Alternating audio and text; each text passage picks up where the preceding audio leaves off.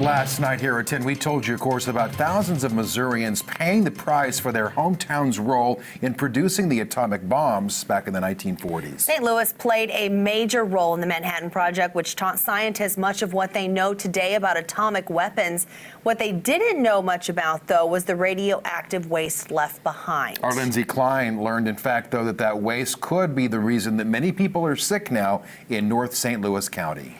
David and Jennifer, it's been nearly 71 years since atomic bombs were dropped on Hiroshima and Nagasaki, but residents in one St. Louis suburb are still feeling the impacts of the radioactive waste left behind.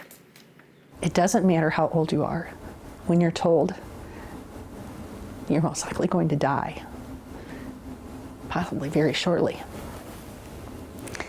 It's a shock. Mary Osco refuses to join the silence. Worst news that you can get, you have cancer. I'm going to keep speaking.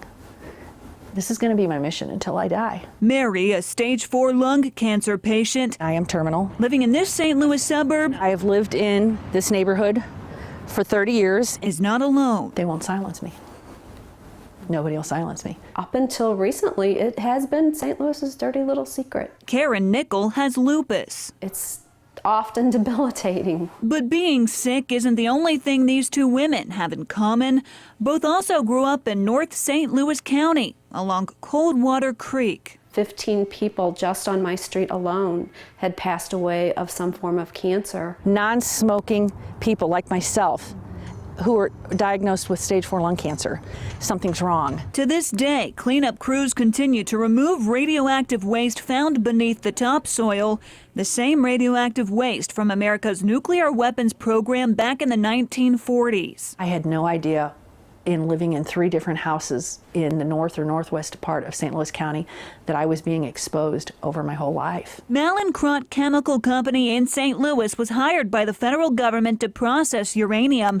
That's where the waste came from, the same product used to make the bombs dropped over Hiroshima and Nagasaki. It was dropped in 1945. This is 2016. We are still paying the price. This weaves through our communities. Over several years, barrels upon barrels of nuclear waste contaminated the soil along Coldwater Creek. The creek would come up out of its bed and would flood the homes in the park and the backyards.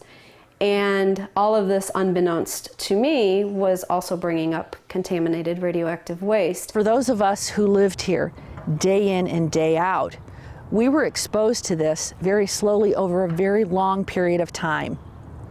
What has this done to us? We want answers to this. Mary now lives right next to St. Cyn Park. You'll have people that don't want to come and visit you. You live next to Coldwater Creek. Outside her bedroom window, a constant reminder of the reality she's facing, the nightmare she wishes she could wake from. They're getting this all cleaned out of here. A park that once attracted laughter and action, It's affected us greatly. now temporarily silenced by cleanup crews and barriers. My concern as a homeowner right next to the park is, will they get every bit of this?